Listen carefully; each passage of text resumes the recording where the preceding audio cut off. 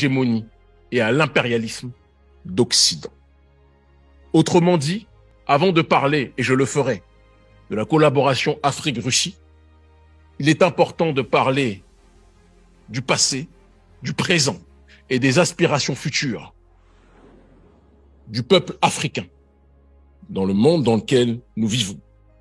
Car on ne peut pas comprendre la collaboration et les buts de la collaboration entre l'Afrique et la Russie si on ne comprend pas en priorité les aspirations de chaque partie. Pour mieux vous situer, parce qu'on dit toujours d'où tu parles, d'où vient ta réflexion, il est important de préciser que je suis issu d'une région dans le monde, l'Afrique que l'on présente comme l'Afrique francophone, une région colonisée, avec violence, arrogance, insolence, indécence, par l'élite de France, qui a exploité des millions d'Africains, qui exploite, qui pille de manière professionnelle et systématique nos ressources issues de nos sols. Cette même France, ou du moins cette même oligarchie de France, qui a détruit la Libye, qui a assassiné le colonel Kadhafi, alimentant, générant, structurant le terrorisme et la déstabilisation au Sahel. Cette même élite de France, je différencie l'élite de France, j'y reviendrai tout à l'heure, du peuple français qui subit lui aussi les dérives de son gouvernement. Cette même élite de France qui par la suite a l'arrogance de venir se présenter comme un pompier voulant éteindre le feu qu'ils ont pourtant allumé au Sahel. Cette même France, cette même élite de France qui nous impose son système génocidaire économique qu'est le franc CFA, qui avantage les entreprises françaises, les multinationales occidentales, mais empêche les populations africaines de commercer efficacement entre elles. Cette même élite de France qui nous impose des dirigeants marionnettes qui tuent leur peuple, tel que le président actuel, parce qu'il faut le dire tel qu'il est, le président actuel du Tchad, Mahamat Déby, soutenu par le président Macron, ce président Mahamat Déby qui assassine en masse sa population. Ou encore, et personne n'y verra du mal, je l'espère, sauf les espions américains et français peut-être dans cette salle, ou encore les dirigeants dirigés, que sont les présidents Alassane Dramane Ouattara, Macky Sall, ils sont nombreux, Patrice Talon, Mohamed Bazoum, Oumaro Sissoko Embalo et tant d'autres, je ne peux pas tous les citer, la liste est trop longue, qui suivent les intérêts de l'Occident au lieu de suivre les intérêts des masses africaines. Je suis venu, je vous l'ai dit, pour dire la vérité au monde aujourd'hui, et c'est ce à quoi je vais m'employer.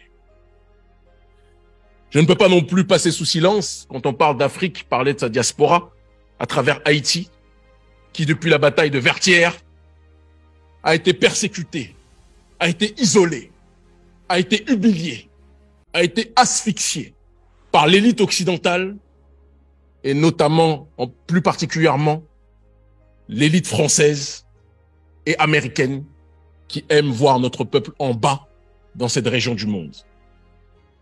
Je me présente donc en face de vous en tant que voix africaine qui porte dans son ADN les coups reçus, les persécutions subies par le violeur politique, économique, psychologique, pluriséculaire de l'Afrique que constitue l'élite occidentale et plus précisément, en ce qui nous concerne, le gouvernement français. Je précise bien oligarchie et gouvernement et non pas le peuple, car comme je l'ai dit, les masses occidentales, le prolétariat occidental subit aussi les dérives de son gouvernement, de leur gouvernement, et donc je ne veux pas généraliser, essentialiser la responsabilité des crimes commis par leurs élites. C'est donc fort de mon expérience de membre issu d'un grand peuple, courageux et digne, bien que persécuté depuis un certain nombre de temps, que je me présente à vous aujourd'hui. Un peuple qui, parce que arnaqué par les sourires d'anges, alternant avec les coups meurtriers distribués depuis des siècles par l'Occident, n'acceptera plus jamais des partenariats viciés, de gens qui se présentent comme des amis alors qu'ils ne sont là que pour nous dépouiller. J'espère que la traduction fonctionne. Cette attitude de méfiance s'adresse à tous nos partenaires potentiels sans exception. Aucun peuple ne peut fonctionner dans l'autarcie et donc nous avons tous besoin les uns des autres.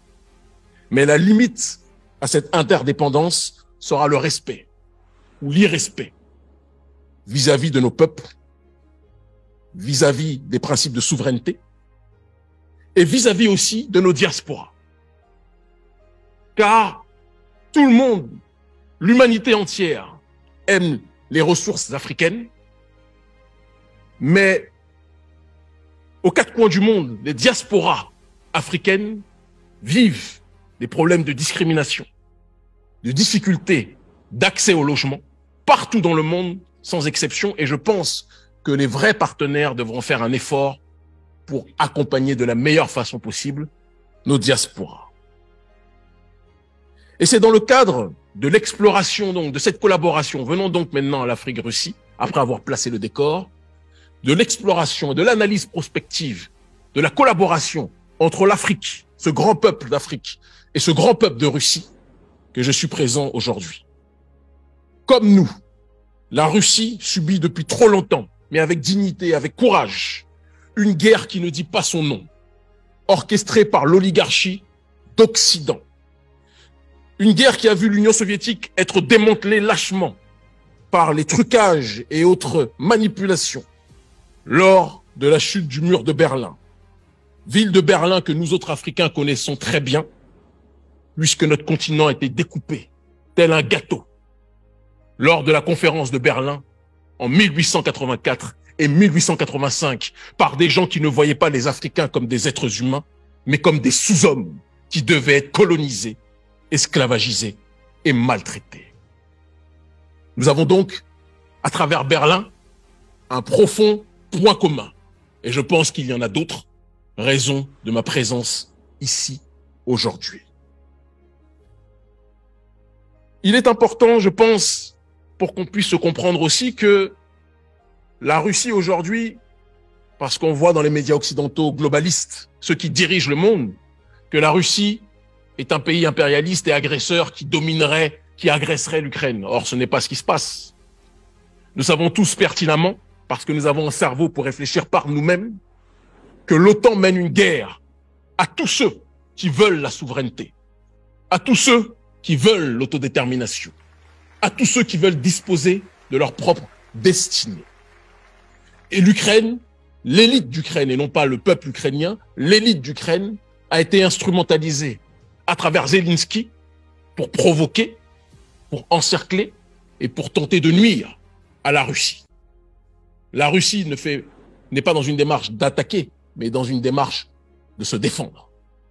Un peu comme si il y avait des gens qui provoquaient une maison, qui lançaient des pierres depuis des années contre une maison. Les propriétaires de la maison ne réagissent pas, ils observent et ils disent toujours faites attention, un jour nous allons réagir. Et au moment où les propriétaires de la maison qui subissent des attaques, des jets de pierres violents, des cailloux sur la maison, ces propriétaires décident de sortir de la maison et de se défendre, les caméras sortent, surgissent et disent que les propriétaires de la maison agressent des pauvres innocents sans dire que ce qu'ils présentent comme les innocents étaient ceux qui avaient lancé des pierres au commencement. Personne n'est bête. Et les Africains voient le monde tel qu'il est. Et non pas tel que CNN ou France 24 ou BBC voudraient le voir. Il est important aussi donc de dire que vous avez votre Zelensky, mais nous autres Africains aussi avons nos Zelensky.